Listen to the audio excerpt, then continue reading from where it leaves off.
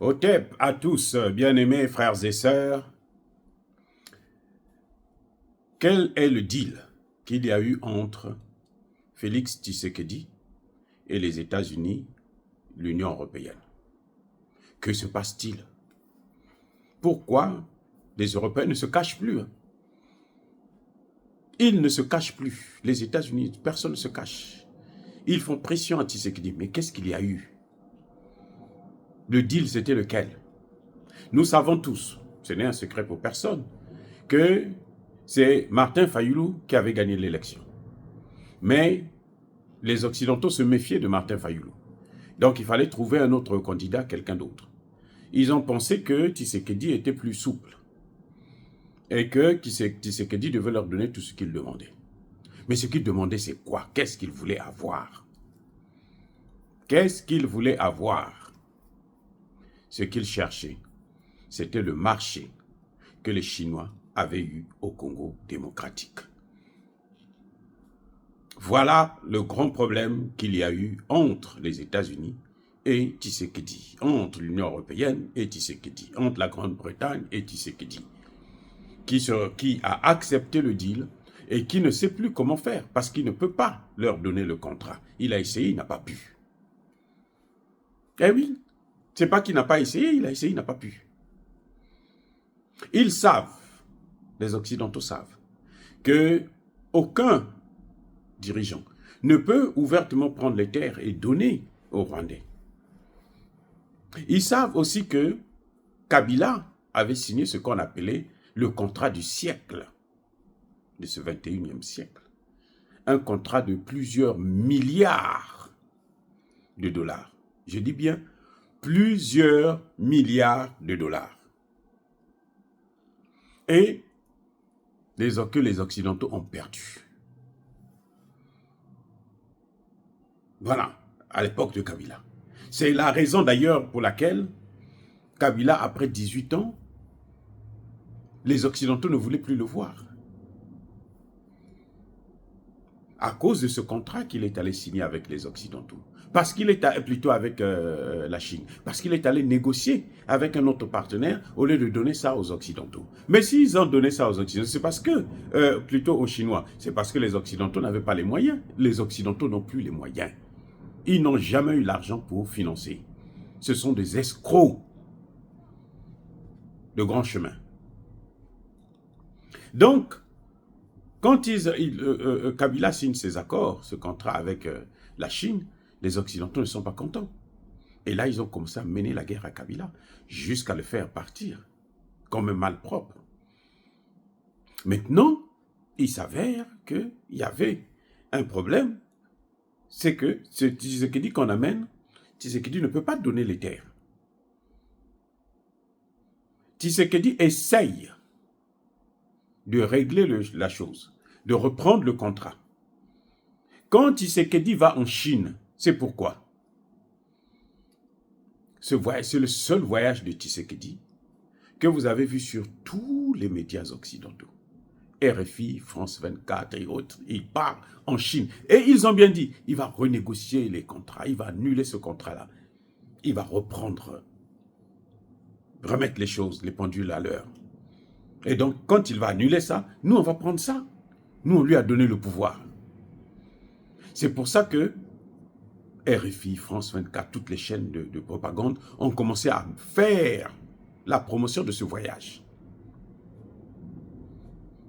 Le seul voyage qui a été très populaire pour Tshisekedi sur les chaînes occidentales, c'est ce voyage-là en Chine.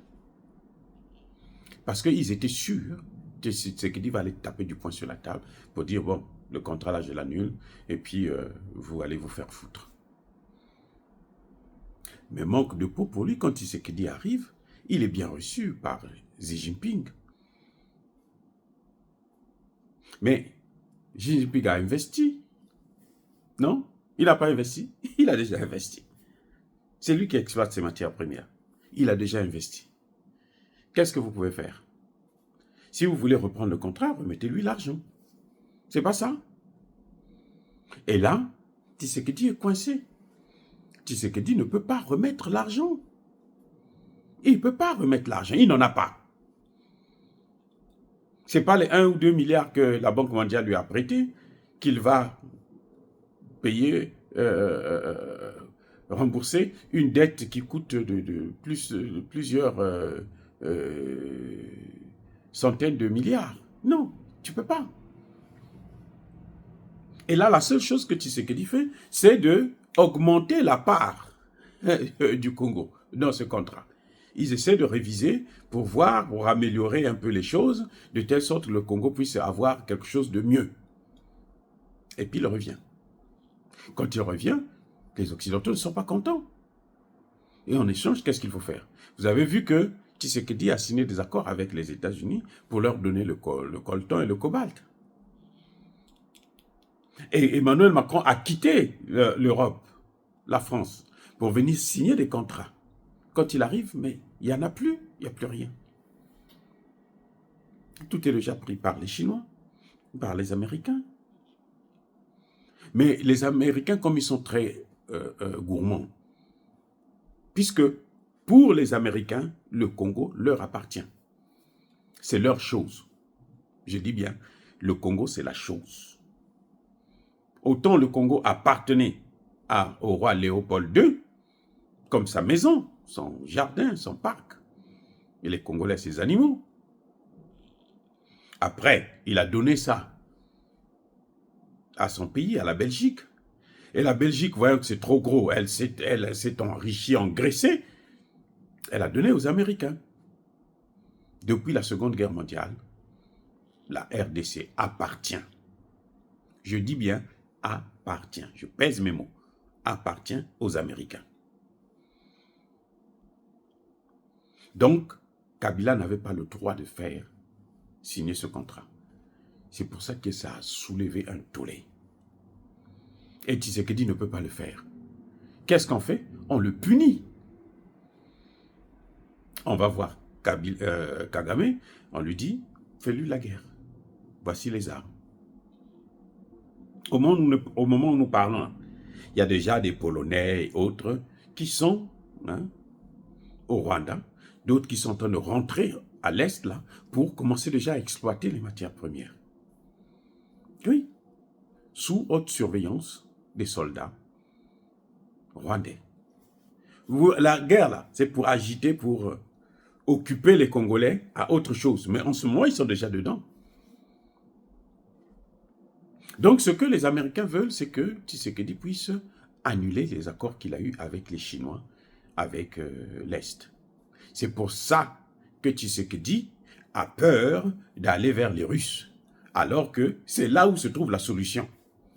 Il n'y a pas d'autre solution. Les Russes, quand ils viennent, ils vont assurer ta sécurité et ils vont fermer la porte à tout ce monde-là, aux Occidentaux. C'est la seule chance pour l'Afrique, et notamment, le cas échéant, pour le Congo démocratique. C'est la seule chance. Il n'y a pas d'autre voie de sortie. Ou on sombre, ou on nous détruit, ou on nous tue, ou nous cherchons un parapluie.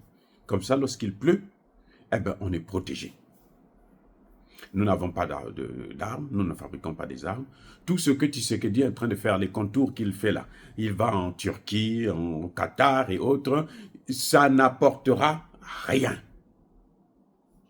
En dehors, bien sûr, de le ménage qu'il faut faire à l'intérieur. La chose la plus importante, c'est avoir un accord militaire avec les Russes. Vous aurez le renseignement garanti, vous aurez les équipements pour tous les militaires garantis. Et vous aurez la formation assurée.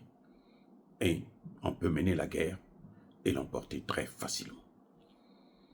Entre-temps, nous demandons donc à la population, nous demandons à tous les Congolais, à tous les Africains, de continuer à soutenir Tshisekedi. C'est lui qui est là au pouvoir. N'écoutez pas ce que les gens vous disent, et il faut attendre un panafricaniste. En tout cas, il n'y a pas un panafricaniste. Ceux qui vous disent ça, là, eux-mêmes, ils ne sont pas des vrais panafricanistes. Regardez leur parcours, vous allez constater qu'ils sont toujours avec des oppositions. Ce n'est pas ça le panafricanisme. Le panafricanisme, c'est l'intérêt de l'Afrique. que l'on cherche, la souveraineté de l'Afrique. C'est tout. Ce n'est pas un dirigeant qui vient, qui tue, ou qui fait comme on a vu avec Alassane Ouattara, Guillaume Soro, en Côte d'Ivoire, bien d'autres, hein, dans plusieurs pays, en Afrique centrale et autres. Voilà.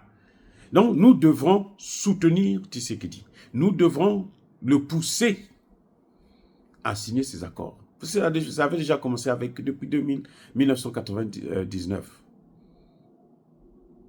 Ça fait 25 ans que ça est là. Il suffit de les mettre, les réactiver, c'est tout. Mais c'est à la classe politique, aux femmes, aux hommes congolais, de continuer à faire pression sur le Congo. Ne vous écoutez pas ce que Patrice Mouyaya a dit. Tshisekedi était prêt, c'est Tshisekedi qui a relancé ça au Qatar. C'est pour ça qu'ils en ont parlé. Sinon, ils n'allaient pas relancer. Voilà. Or, bien-aimés frères et sœurs, dire cela, c'est inciter à la haine ou à la violence. Non. Il y a bas, colère, il y a malheur. Encore une fois de plus, soyez bénis, abondamment bénis par le Dieu des Kémites et par nos ancêtres angélisés. Mais que tous ceux qui persécutent le continent africain le pillent et le déstabilisent. Qu'ils soient noirs, blancs, chinois, arabes, juifs, indiens, qui qu'ils soient punis, maudits, foudroyés, neutralisés, écrasés, effacés par le Dieu des Kémites et par nos ancêtres angélisés. Vive l'Afrique éternelle, j'ai dit et j'assume.